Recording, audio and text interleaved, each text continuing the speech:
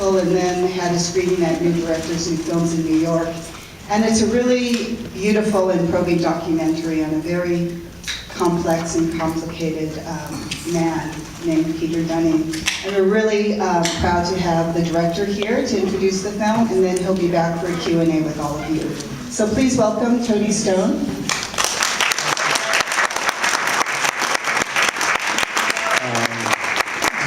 Thanks so much for having me out here. It's my first time to the Bay Area. So, and also just want to, talk more about Peter in the film afterwards, but just, this is a very up close, personal, dirty,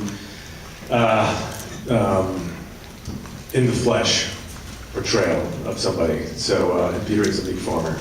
So we'll get to the meat of the story, no pun intended, after the film, and look forward to discussing it. Thanks.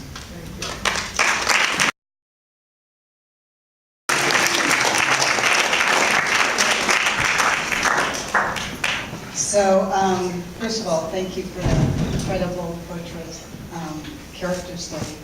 I will start off the Q&A with a couple of questions, and then we'll open it up to the audience. First of all, can you just give us sort of a background or history of the film, how you met Peter, how you were able to convince him to participate in your project, when you decided to have him be your subject of the film? Sure. I also want to say, before we talk, just want to say thank you to, this is a very special screening, so I want to say thank you to a bunch of Peter's family that came out tonight. It's on the West Coast, so just it's really special to share this with you guys and to talk afterwards. I've known Peter since I was a child at the Brattleboro Farmers Market, and we just I've known him over the years. My parents had their own relationship with him. I actually put him in a film about 5-6 years ago where I had him play an 1800s lager. So he invited him into sort of the narrative fiction world of filmmaking, and he kind of saw what my wife and I were about, making movies. And we visited his farm 4 years ago, and the timing was just kind of right. And it was actually the first time, even though I'd known Peter for about 20 years, it was the first time I'd gone to the farm. And he kind of suggested that we make a documentary, but under darker circumstances, that we document a suicide, which he briefly mentions in the film. And we kind of didn't want anything to do with that, obviously, but it was kind of Peter's test with us, and sort of just seeing if we were committed enough. And he agreed to it, and then we had a plan to come back, and then a couple weeks later he wrote us a note that the time wasn't ready and that he was dealing with too many problems and addictions, and we went back in there to the farm and talked him into it, and there it is. So. And over the course of the 4 years, when would you decide to go to the farm and film him? Would you be in touch with him frequently? I mean, how did you pace the production or the filming of these? It was always an idea to do a sort of cyclical thing, and see the farm over the seasons, and how the seasons affect people, especially I think in Vermont. Obviously there's the dramatic sort of range. Mud season is sort of disaster for almost everybody in Vermont, and there you see Peter at sort of breaking point. So definitely more of an impact in the Northeast there. And we just kind of went there. So the farm is so incredible. I also feel like when you make a movie, you kind of want to make a movie about something you want to experience. So the farm is its own pull. So we just started deep in filming in the fall, and then we just would check in with him and have phone calls and see. Every time we talked to him, he would tell us there was something amazing we had missed. It sounded like we had ruined the film by not showing up at the right time. But so we just kind of kept in touch. And, and the film sort of takes place over obviously 1 year, one cycle, but it's actually over 2. We kind of took a big break after that winter blowout, and then didn't come back again to sort of the next spring. So just sort of check in with him once in a while, and sometimes just drop in without filming, but most of the time we shut up with the camera. So. Are there any questions from the audience? Yes, in the back. I was wondering if you would talk about what is going on with Peter now, and I mean, full disclosure, I'm from Vermont, and I know people who know him, so I'm wondering if you would talk about what's going on now. Sure. Repeat the questions? Yeah, the question is what is going on with Peter now? Yes, Peter saw the film last fall, and then a few weeks later did have an accident where he fell down the stairs and did have a head injury that he is recovering from now. But that was been a drawn out few month process. So he was able to be in good enough states that he actually came to the New York screening and got to see the film at the MoMA, which was Museum of Modern Art, which for him was sort of the pinnacle of this whole experience for him, being, obviously such an art lover and an artist. That was the only time he would come to New York City was to go see shows there. So he managed to recover and enough that he could come to that screening, which is really important. And now he's about to go back to the farm after spending a few months away from it. So that's where he is. Yes, sir. Also another Vermonter, grew up right nearby and went to the Brattleboro Food Co-op and quite a bit. Thanks. You didn't show much about his support system. I feel a little weird with the family being here, but can you talk about what support system he had around Springfield and his family and what family was left? And were you guys a support system, or did you have to cross that line? Yeah, there's a few people that, through thick and thin are there. I mentioned his friend Paul, who's, sort of been, friends with Peter for, almost 40 years, I think, but who has, 200 acres of vegetable farming and supplies whole foods to the Northeast. But they're as thick as thieves and are, he's always been there for Peter, so that's obviously you see we're kind of acting as a support mechanism there when shit hits the fan in the winter. But there's there's a network, but he's also unbelievably self-sufficient. I mean, it's that's what drew us to this is the self-sufficiency in these times. And Peter's farm was just an inspiration, and everything was kind of in this cycle and in a balance. But obviously, it's starting to fall apart while we were there. And so that was part of the timing of wanting to get there was sort of this last moment we could see where it was about to sort of, maybe enter this sort of collapse as he was truly trying to get out and stop going to the farmer's market and, and cut the cord of farming. Just like a minor detail, but it said is he like 69 or 70? Can you give his age or? He's 70 right now. Yeah. He looks. Or about to turn 70, 1944, so 71. Looks amazing for it. Yeah. It was, that was inspiring too. Everything on Peter's farm is from right there, except the alcohol that's imported, and fuel. So. Yes, you do. I love this film. I grew up on a farm in northern Michigan, not unlike a lot of this. And it was very ragtag in a lot of stuff. I mean, they were professional fruit farmers, but they always grew wheat, grew corn, had pigs, had cows. We had all that stuff. But my question is, do any of his kids have anything to do with the farm, or will they ever? Or is it just gone? Or is it going to be gone? Or? I don't know if I can answer that question. Yeah. Full disclosure, there's a couple of Peter's children here tonight, so that's a question for the family. I know there's different. Jesse, the son, has come back did come back to help Peter through this transition of getting to the hospital before his appointment and return. It's in flux. Yes, sir. Well, I did not have any exposure to a farm, and I still think it was an amazing film. Thank you so much for making it. I really felt Thank you. I really felt like I got to experience a world that I was not familiar with. My question for you is, I know it's sort of a hacking question, but I thought the imagery was so beautiful. And I'm curious if you could just talk a little bit about that, the camera, the processes that you used. And then a follow-up question would be, how do you craft the story with all that footage? Yeah, one of the initial ideas and reasons wanting to do a documentary, I usually work in narrative since my first nonfiction feature, was just the draw of the farm, and just seeing the absolute beauty of it. And then wanting to set it up a system where there would just be complete immersion, into it, into the landscape. So we, basically blocked out an entire month to go up there and just, be kind of one with it, as silly as that may sound, but just sort of, every creative idea is, 2% creativity and 98% work. So it was just, going deep with Peter, being there all hours, being there in the morning, and then once you're there, you understand the landscape, you understand how to document it, A lot of my narrative work is, building their sets with the same crew that's shooting the film the next month, so that you understand the land. And, wanting to also make a cinematic doc, which sometimes I feel like is, sort of,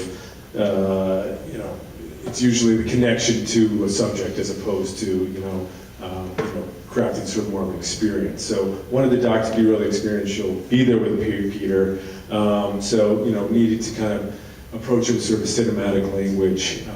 We also knew that there was this challenge of we're trying to document one person on the farm. How do you sort of sustain that too? So, it was also techniques like Peter was, a great subject because he hasn't, I don't think, had been so much around very many documentary crews, so he allowed us to sort of film with a 14mm lens, about 12 inches from his face for hours on end.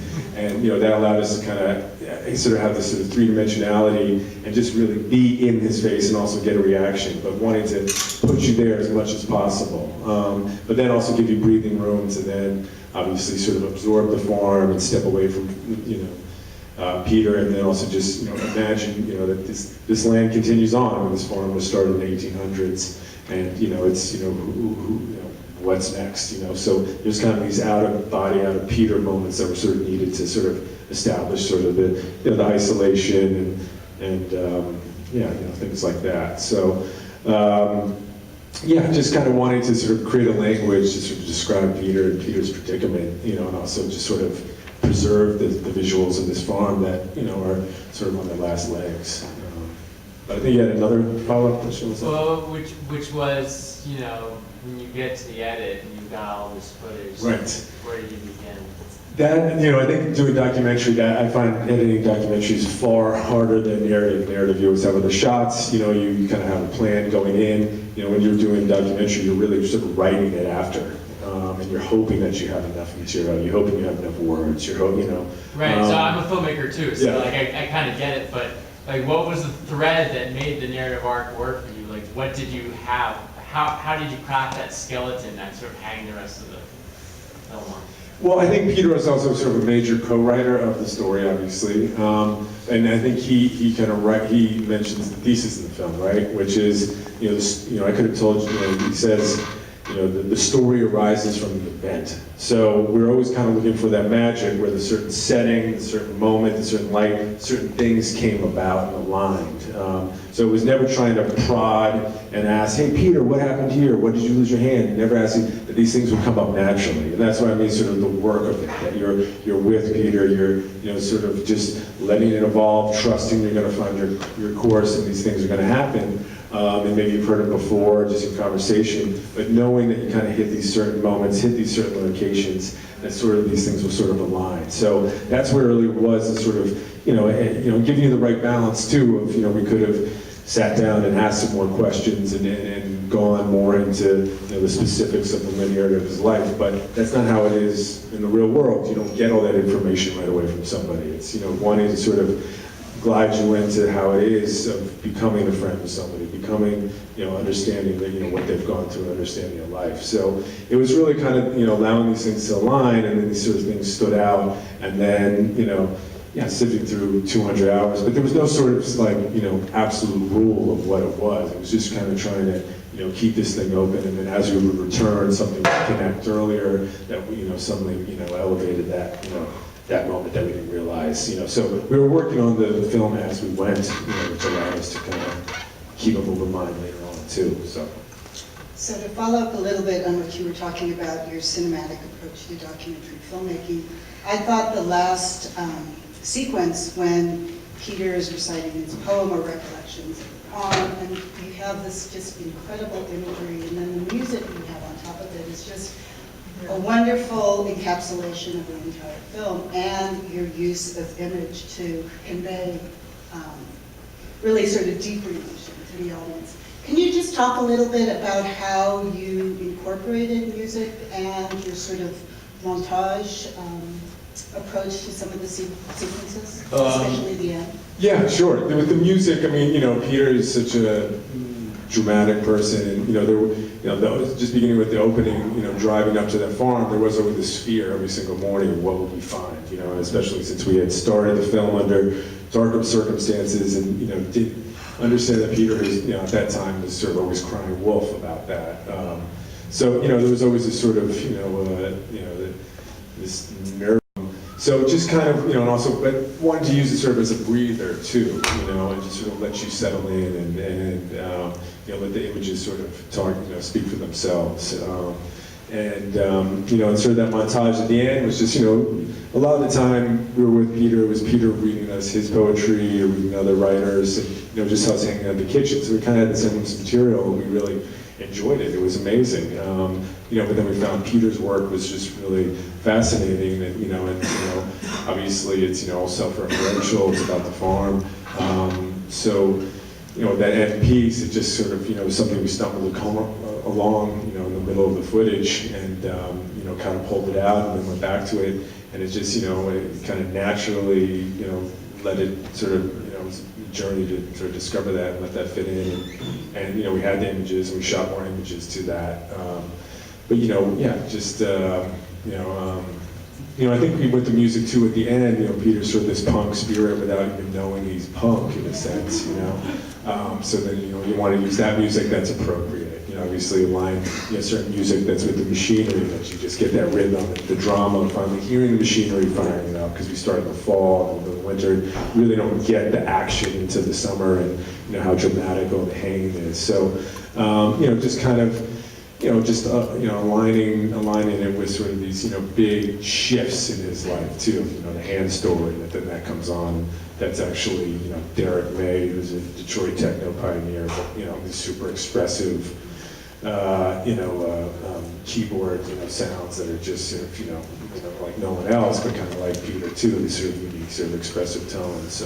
So yeah, I mean, once again, it was sort of this sort of natural journey that just sort of we kind of kept it open, and but I wanted to also use it as a stiff structure as well. We have time for a couple more questions. Yes, sir.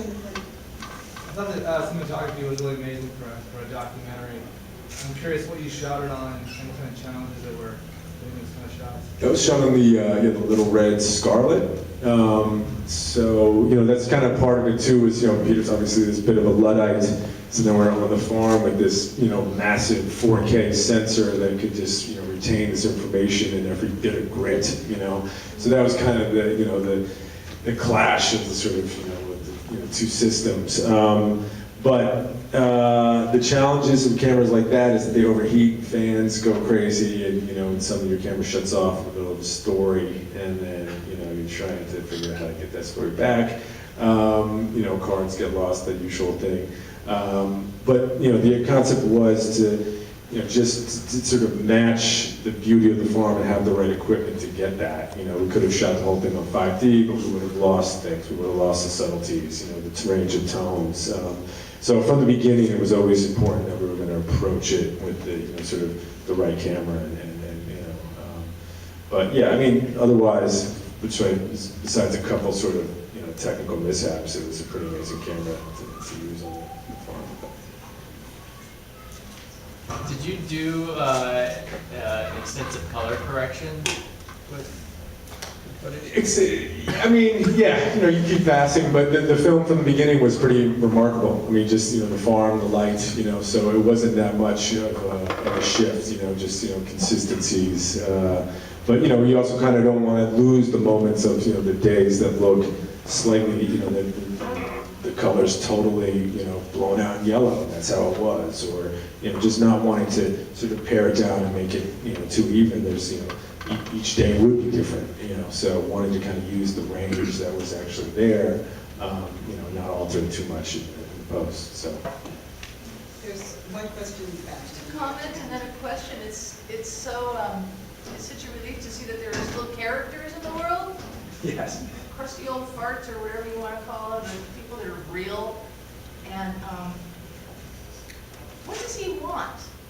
Does he want, people to come help keep the farm up? Does he want his kids to come take the farm over? He doesn't want the farm to go to pieces, obviously. But what if he had one wish, what would it be? Maybe 2 wishes. Could you repeat the question? A woman with 8 sons to come and just take everything over, and she's beautiful and blah, blah, blah. It's kind of a rhetorical question. What does Peter want? That is so tough for me to say, I think it would change on each day that we were there a bit, but yeah, it's, for me, I guess the interest of the farm is just the Sisyphusian challenge, and that is what's making Peter mad, and, amongst other things, amongst wounds and, alcoholism and things like that. But for me, that's like, What a man to do. it's that, yeah, that is the challenge. How do you sustain that? How do you sustain that at 70 years old? For me, just having a bunch of friends who's, in the Northeast that have, are in their 20s and 30s that are, 5 years in on organic farming and, starting farms from scratch, there's just an amazing new moment. It's just sort of Peter as a sort of, just sort of warning call. What is it, in 40, 45 years? How do you sustain that? To me, that's, the part of farming that is just absolutely the most heroic, and that was one of the things we were just drawn to.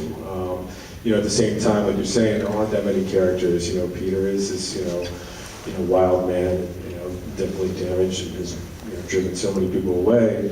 But, it is sort of, these unique factors that you kind of maybe won't really get again, from being an orphan and watching his mother die on the Lower East Side when they were living out of a car, and then into foster care, and then adopted by a gentleman farmer. And I think, one of his lines there of, he was living on the streets before he had the silver spoon, and then into the, Marine Corps, and then, it just, there's sort of like random stew of life events that happen that, may turn you into this person. Just, that was one of our interests in Peter, kind of getting this sort of, aging archetype that maybe isn't gonna, isn't as present as, they used to be, but. So are there any plans for broadcast or distribution?